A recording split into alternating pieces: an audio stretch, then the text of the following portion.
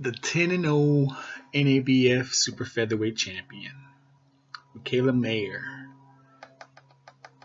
Impressive victory. She did what she was expected to do.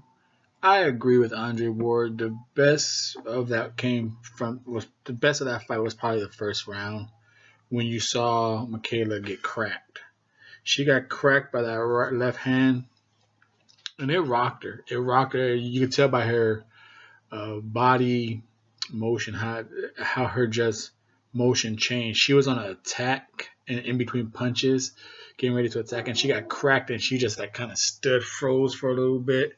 Her shoulders slouched, but she gathered herself rather quickly. And then from on there, from second round to 8 rounds, she just dominated. And 6, 7, 8, she really came on strong, beating the body, really coming forward with the jab on Larios. The pressure is good. The body shot was nice. Obviously, like I said, if you've seen the fight, you heard everything they were saying. It's very true. She gives up her height, and that's why she was able to get cracked. And they're saying like she's the number 1 contender for the WBO. And right now, I don't think she could beat that champion, Hoon Choi. The Northern Korean girl defected to Southern Korea. She's been on the Double RT Boxing Show a few times, so we covered her. We're familiar with her. And for the pressure, like I said, I don't think she could beat Hoon Choi, but I give Mikaela Mayer at least 40% against all the champions. With her pressure, height, and reach, a jab can do a jab can go a long way in boxing. Look at Maurice Hooker. Maurice Hooker, Lennox Lewis. That jab. My man Lara, just pumping out a jab. So with the IBF champion Miva Hamadouche, she's gonna have the reach, the height, and the pressure. But Mamadouche is a fucking motor, and she can crack. It'd be interesting to see if that forward pressure puts handcuffs on Hamadouche, and just with the body work, they both do tremendous body work. But will Mikaela be able to use the height and smother her and that reach? Because if she lets Hamadouche get inside, and the way Mayer was getting hit with Larios, Hamadouche gonna knock her ass out. Hamadouche can crack. So I don't, like I said, I give Mikaela at least 40% against all the champions because of her height and reach. But I got her 30 maybe, because I don't see her beating Hamadouche. I stay at the 40. I don't see her beating her, but she has a shot.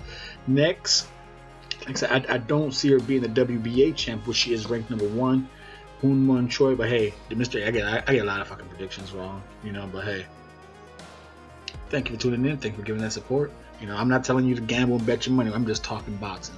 I get hell on my shit. They're like, you need to get your picks right. It's like, hey man, I'm not telling you to bet your money. I'm just talking boxing like you. Hoon Choi, like I said, the defective. She doesn't have the punching power, but when she's on her last fight, she looked a little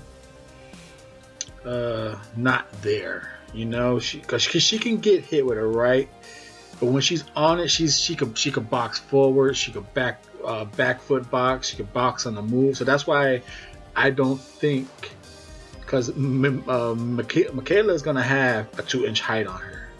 The reach, I don't know. So that forward pressure and that jab and body work you always have a shot.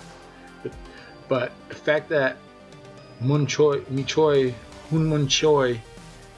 can back foot box and box on the move, I don't know how well that pressure is gonna apply, because Mikaela's pressure is always against come forward fighters. If you're going after someone who can move and jab, you're right into their wheelhouse. So I don't see, but the body attack, like I said, with that reach and the body attack, she has a shot against anyone. But Hamadouche, I got knocking her out. Hoon Choi, I got a split decision point victory, just outboxing her on the back foot. Then that's the IBF and the WBA champions. Now, where the 40% rises for me is going to be with the WBC and the WBO. I go with the WBO first. Eva Bronica. She's a tall one, just like Mikaela, and she has the reach. She could be acceptable to being hit when she backs up. She backs up tall. You know, what she does better than Mikaela is keep her height. She keeps her height and she pumps with that jab, and she in and out, in and out. But you know, she jabs to the body while Mikaela goes hook crazy to the body. Eva does a lot of jabbing up and down. Her footwork is pretty decent, but I think Mikaela will be able to break her down and catch her tall, backing out. And then the one I give the highest chance to her winning is the lady, the WBC girl, that the WBC champion is the one that Katie Taylor just beat, Eva Wallstrom. You know, she has a tremendous height advantage and a reach advantage on her. You know, I think she's just gonna be too young for her, too brutal, too strong, too aggressive, like that. The only chance the Finn has in that is if Mikaela doesn't learn to stay tall. She like I said, even though it's female boxing. Anyone has a puncher's chance, you know. But like I said, because the jab is there, the body work is there, the up and down combination. Now she needs to trust it more. You heard her corner screaming, behind the jab. She has a nice one too. That backhand right is a good weapon. Both power hooks to the body. Like I said, the weaponry is there. What's her coach? Al Michaels or something. I forgot the coach's name, but the one she has tattooed on her hand. You could tell he's getting her along smooth. She's coming along nice.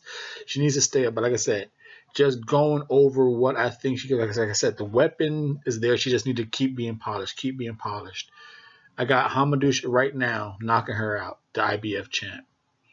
The WBA champ, which she's ranked number 1, Hung-Mon Choi, I got at least, she's beating her by some points. I think she's going to back foot box her. You know, the pressure, the body shot might break Hung-Mon Choi down, but I think the back foot boxing and movement is going to get her. And she has a reach, and she's pretty aggressive herself going forward. But I give those 40% she could win those fights. But like I said, the 40% raises again on the WBO champion, Eva Brodnicka. I think the pressure and body shots might get her. So it raises about 50, but that's a 50-50 fight. But I think she just, like 80% destroys Eva Wallstrom. Just attributes are too high. Height, reach, power, all that good stuff. The Double RT Boxing Show. This is your host, Mr. A. Like I said, wasn't much to talk about the fight. So for the first round, Mikaela got rocked because she was giving up her height. But once the second round came around, she recovered and she stuck behind the jab. The jab broke her down to the 5th round, and the body attack started going, slowed her movement down, slowed Larios' movement down, and then Mikaela was just able to connect behind the jab with the right hands, and easy work from there on out. So we retained the NABF, so we'll see where she goes, and we'll talk about it right here on the Double RT Boxing Show. Thank you for tuning in.